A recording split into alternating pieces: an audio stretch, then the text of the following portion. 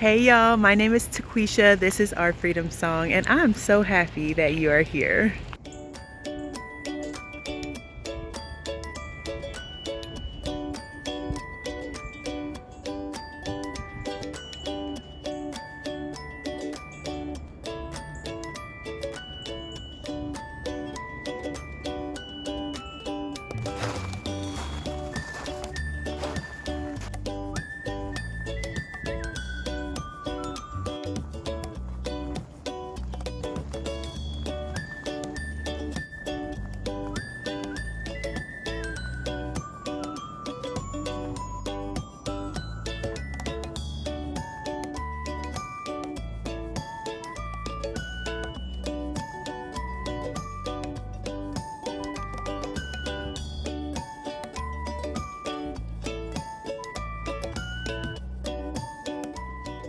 I'm standing in front of the greenhouse about to walk into the garden. I have a knife and a basket, and I'm going to be harvesting our broccoli. I want to tell you guys about the 2 seeds that I needed to start in January. Yes, this month. There was only 2 as far as my list of things to start, and that is going to be peppers and as well as eggplant. I am in South Carolina in Zone 8B. These 2 crops take such a long time. If you want to grow ground cherries, that is another one that takes quite a bit of time to grow, and you want to start it 8 to 12 weeks before your last frost. So I have a list of seeds that I want to start next month in February, and I'll definitely let you know what those are. But last night I came out and it was such a beautiful night. Came into the greenhouse and I was like, oh my goodness, I have to get these planted. Me and my husband are planning a little getaway. Those seeds could be germinating. And so I was like, I'm going to start it now. You really don't have to plant them until the end of January, but I wanted to plant them a little earlier just in case something happens, just in case the seeds don't germinate. I have time to sow them again. I just came out, sowed them. I'm so excited because I actually have quite a bit of peppers overwintering inside of our garden shed. With those peppers and the new seeds, I'm going to have so much peppers, so much food grown in the garden. As well as I also really want to grow these 3 varieties of eggplant. So I am not an eggplant lover. So I really wanted to try some different varieties to see if I can't become a lover, because I want to love my veggies, y'all. So I planted the white Casper, the black beauty, as well as the Thai green fingers. I tried to plant those last year as well, and it just did not work out. They sprouted and then they died. My understanding of growing seeds were brand new. That was the first time I had grown from seed as much as I did, and so I think that I'm going to have a better experience this time. So after planting them out, I actually took them into the house. I'm going to wait until they sprout, and then I'm going to bring them back outside, because my ultimate goal is really to just have our seedlings in the greenhouse. It is an unheated greenhouse, but I still have peppers in there that wants to live, and I really want to make it work. I did order some heating pads from Amazon, and I would definitely keep you posted on how they work. But my ultimate goal is just to have all of our seedlings in the greenhouse. But because I needed to go ahead and plant these earlier than some other things, I wanted to go ahead and give them a good start in the laundry room. Y'all know last year I was like, the laundry room is the best place. It's the best place to start seeds. Everything germinated really quick because we do laundry daily. It's under a light, perfect atmosphere to start some seeds. And so we will see how that goes.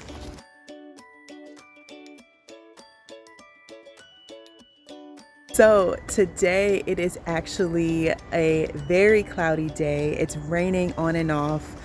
It's supposed to rain all day long. We have a break right now. I ran out because I need to harvest this broccoli. And not only that, I actually also need to plant out these beets. These beets are leggy inside of the greenhouse. They went from non-existent to leggy, and so I need to, as soon as possible, which means today, I need to plant them. I wasn't exactly sure where I wanted to plant them, so I've been waiting, but I can't wait any longer. And so I'm going to be popping them in several different areas in the garden. So I actually just gave these a drink of water so that they can be nice and moist. I put them in the ground, but I'm definitely so excited about seeing so many. Hopefully they bounce back from this legginess. We will see. This is my one of many attempts to growing beet, and your girl has yet to grow a beet. So this is a good sign.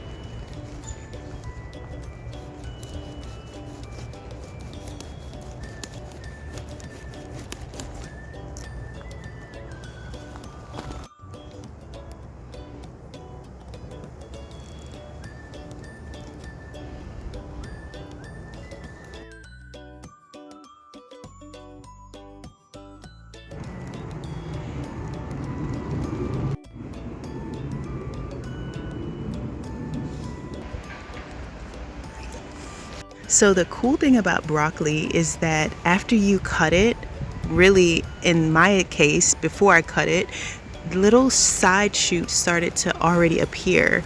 And so this broccoli will continue to put off broccoli shoots, which I just think is the coolest thing. And so if you didn't know that, like I didn't know that, now we both know. Let me clarify. I had heard that that would happen, but because I have not successfully grown broccoli like this, last year I think I harvested, it was almost spring, or maybe it was late in winter, when I finally harvested my one broccoli that grew. It didn't have any more time to continue to grow. But this year our broccoli has grown so beautifully. I would do exactly what I did this time. I used the fish fertilizer, and I also used a ton of worm castings. I've used the rabbit manure, and I know that that is the golden manure, but for me, like if I could pick something, I would definitely go with worm castings. I don't have rabbits, and so I would have to purchase rabbit manure. I also don't have a worm farm yet. So I have to purchase these things, and if I'm going to choose, I'm actually going to go with the worm castings. It's one of the things that I forgot to mention, y'all. So when planting the seeds, I actually use Pro Mix as my potting mix, and I also added some worm castings on the top, and then I topped it off with vermiculite. Last year I started my seeds with Pro Mix, and I used worm castings along with it, and they were so beautiful. They were so green and lush, and it has to be that. It has to be the worm castings. Could have been the Pro Mix as well.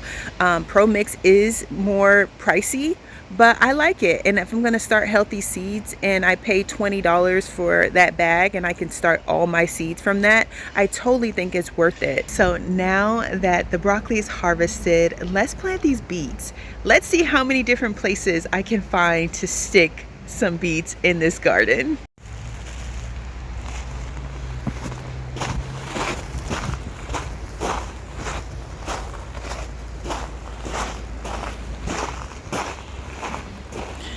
Our first stop is going to be the GREENSTAK. Y'all know I absolutely love my American tray company trays from Epic Gardener. Look at those roots.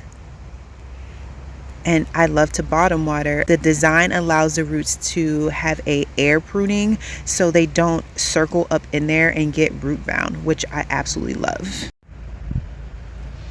My goodness, y'all, I had to call for backup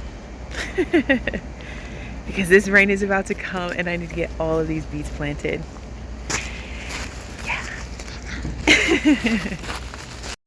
Okay, so try not to touch the roots if you can. So when you separate it from the top, and I'm gonna show you how. So you just push it like this, get it in your hand,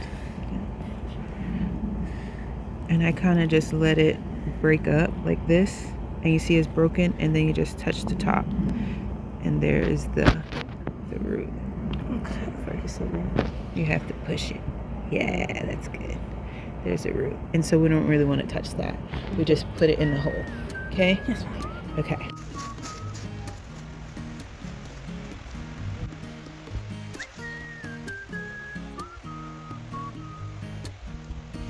I can go on the other side of this. And Nava, you just want to poke a hole. Yep, just like that. Perfect.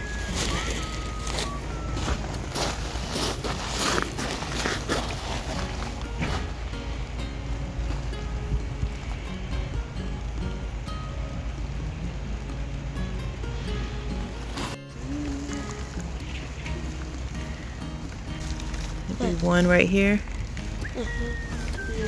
And then make a hole. Yep. Green bag, baby. Perfect.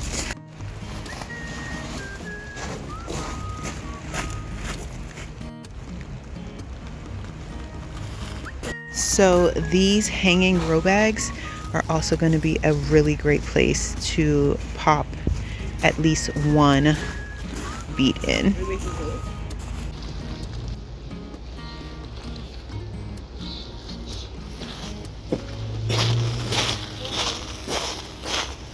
It's so pretty. So I am turning over some of this clove that I planted as a cover crop, turning it over into the soil. It's going to die and feed the soil, but we have this space right in the front of these beds, so we're also going to be putting some beets in the front of each of these beds.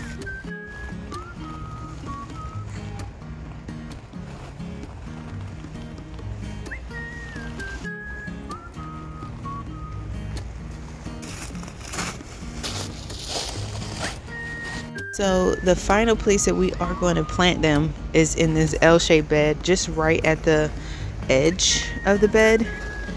We have so many beets, and yes, beans are growing. They are just popping up all over because this weather, they are in there.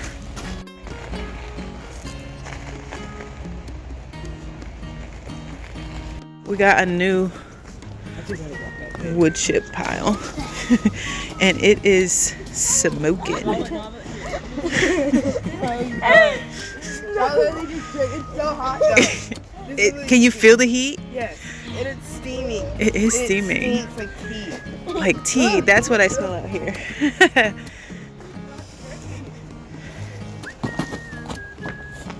So I got another chip drop to do another layer in our walkway driveway here, so that I can have another fresh layer. I also have several things that I need to mulch, like in our orchard area around our trees. I want to give those a really great mulching, and our fig trees and blueberries, I want to mulch them well as well. So this is going to come in handy for sure. This is, for the most part, probably pine mulch, but like blueberries, they actually really like acidic soil, and so they should really thrive with this type of mulching around the base of the plant. We actually still have a ton of beets to plant, and so we're going to plant these in the front of our house. This is the area in front of our house.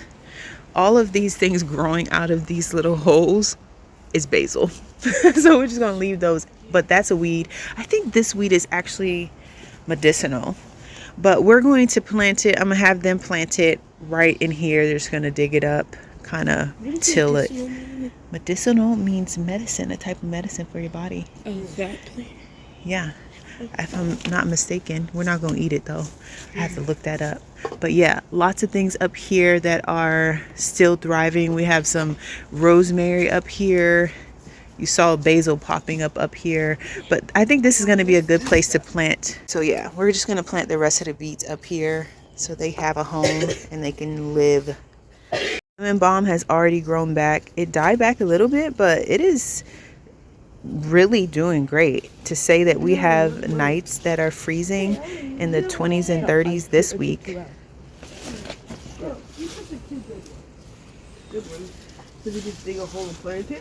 But I absolutely love this. Oh, it smells so good.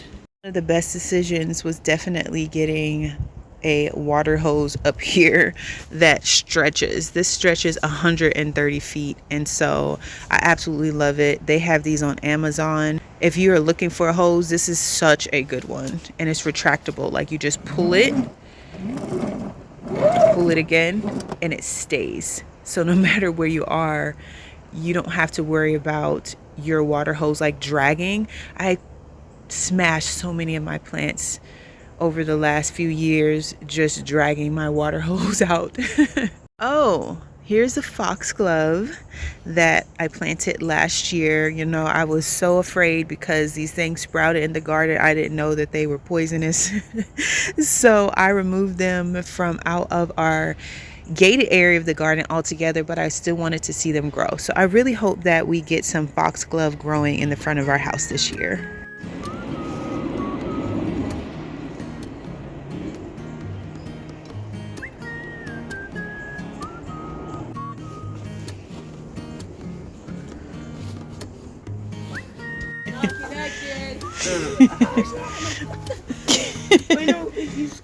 Yeah, because it's dry over here, look.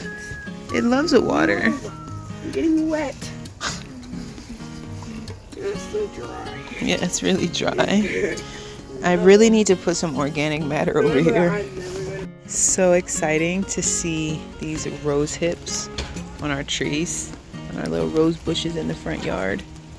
So cool. Oh my goodness. Okay, so it is raining finally. I don't think it's gonna stop this time, but we are all done. I feel so accomplished, so happy to finally get those beets planted. I could not have done that in time without my girls, so I'm always so grateful that they could just run out and help me real quick. Homeschooling family, homeschooling life. But yes, that is all done, and now I can just take a deep breath and know that I've harvested all of the broccoli. I got my January seeds planted, those peppers as well as those eggplants, and I also planted out all of the beets along with my girls. And so we are on a wonderful track to having a very successful spring garden. Thank you guys so much for joining me. I appreciate each and every one of you. Until next time.